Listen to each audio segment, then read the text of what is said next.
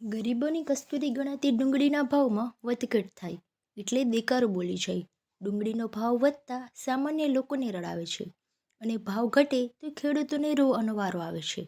હાલ ડુંગળી પકાવતા ખેડૂતોની હાલત કફોડી બની છે, કારણે નિકાસ બંધ થતાં હરાજી બંધ કરી દેવામાં આવી હતી। તો હવે ફરી હરાજી શરૂ થઈ ત્યારે ધોરાજી અને તેમના આસપાસના ખેડૂતો પોરબંદર ડુંગળી વહેંચવા માટે આવે છે।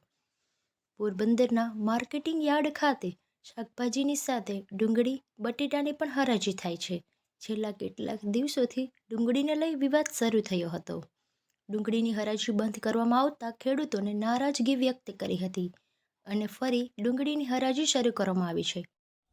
શ્રી ખોડિયાર ટ્રેડર્સ પોરબંદર માર્કેટિંગ યાર્ડમાંથી હિતેશભાઈ બોલું છું ને આપણે અત્યારે ડુંગળીની આવક કાયમ 300થી 500 બાટકા જેવું આવે છે બરાબર ને। અત્યારે ગોંડલ યાર્ડ હમણાં 3-4 દિવસ બંધ હતું ને એની હિસાબે એ સાઈડના પણ ખેડૂ આવે છે ને અહીંયા અમારે ગોંડલ યાર્ડમાં ખેડૂ માલ નાખે ને તો એ 2-3 દિવસે વારો આવે ને અહીંયા અમારે આવે એટલે બીજે દિવસે ડાયરેક્ટ વેચાઈ જાય ને એને તાત્કાલિક પેમેન્ટ મળી જાય ને વજન પણ થઈ જાય ને અત્યારે અહીંયા એમ ગણો ને 400 રૂપિયાથી કરી ને 900 રૂપિયા લગી વેચાય 40 કિલો, આ પ્રમાણે વેપાર થાય છે।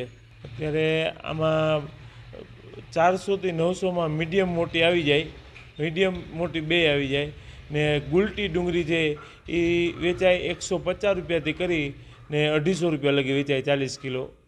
અહીંયા ત્યાં ગોંડલ છે ને આ બંધની હિસાબે ભરાવો થતો એટલે ત્યાં અત્યારે ભરાવો થાય એટલે 2-3 દિવસે વારો આવે, 2-3 દિવસે ખેડૂને વેપાર થાય અહીંયા, એની હિસાબે અહીંયા ગોંડલ સાઈડના ખેડૂ આવે છે। સૌરાષ્ટ્રના સૌથી મોટા ગોંડલ યાર્ડમાં ડુંગળી લઈ અનેક ખેડૂતો આવતા ભારે ભરાવો થયો હતો અને 3 દિવસે ખેડૂતોનો વારો આવે છે। આથી ધોરાજી, ઉપલેટા અને ભાયાવદર સહિતના આસપાસના ખેડૂતો ડુંગળી લઈ અને પોરબંદરના માર્કેટિંગ યાર્ડ ખાતે આવે છે।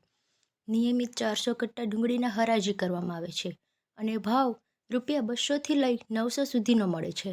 વેપારીઓના જણાવ્યા અનુસાર પોરબંદર જિલ્લામાં હાલ ડુંગળીની આવક થતી આથી ધોરાજી પંથકમાંથી ખેડૂતો ડુંગળી લઈ અને પોરબંદર યાર્ડમાં આવે છે અને તુરત તેમની ડુંગળી વહેંચાણ થાય છે અને પેમેન્ટ તુરંત મળી જાય છે। આથી ધોરાજી પંથકના ખેડૂતો ડુંગળી લઈ પોરબંદર આવે છે, જોકે ખેડૂતોની મહેનત પ્રમાણે તેમને હાલ ભાવ મળતો નથી।